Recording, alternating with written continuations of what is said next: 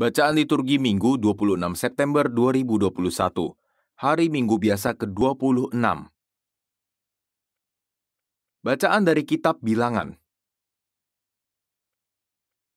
Sekali peristiwa turunlah Tuhan dalam awan dan berbicara kepada Musa.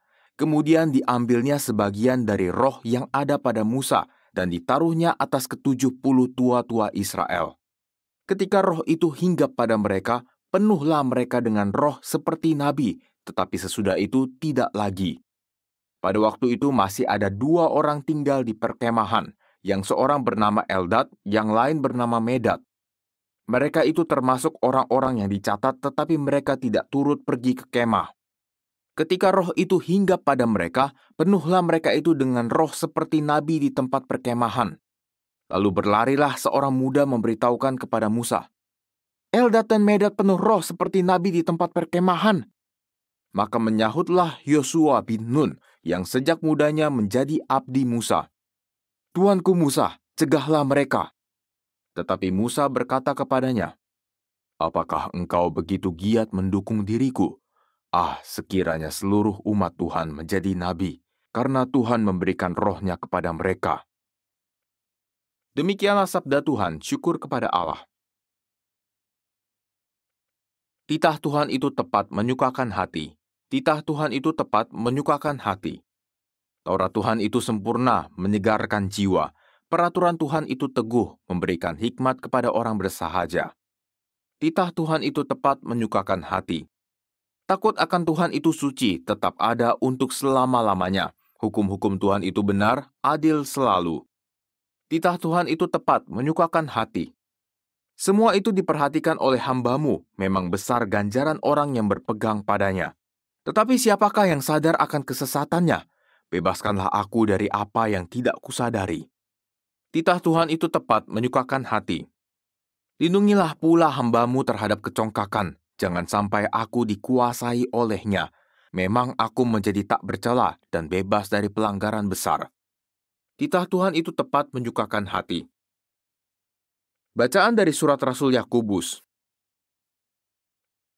Hai kamu orang-orang kaya, menangis dan merataplah atas sengsara yang akan menimpa kamu.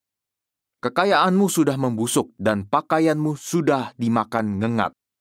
Emas dan perakmu sudah berkarat, dan karatnya akan menjadi kesaksian terhadap kamu, dan akan memakan dagingmu seperti api.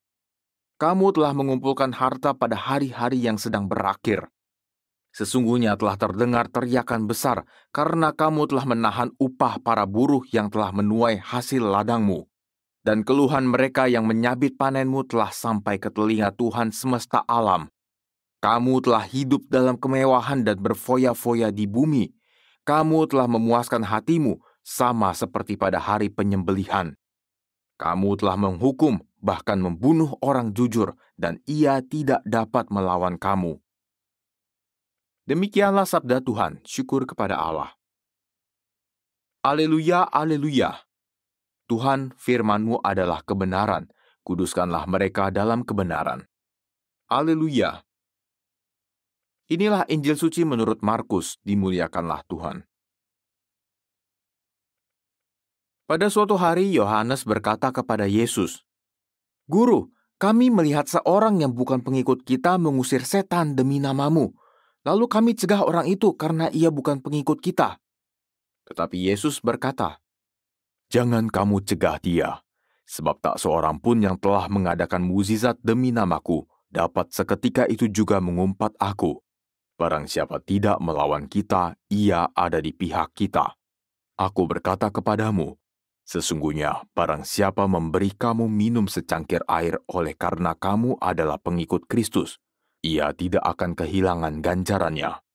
Barang siapa menyesatkan salah seorang dari anak-anak kecil yang percaya ini, lebih baik baginya jika sebuah batu kilangan diikatkan pada lehernya, lalu ia dibuang ke dalam laut. Dan jika tanganmu menyesatkan engkau, penggallah.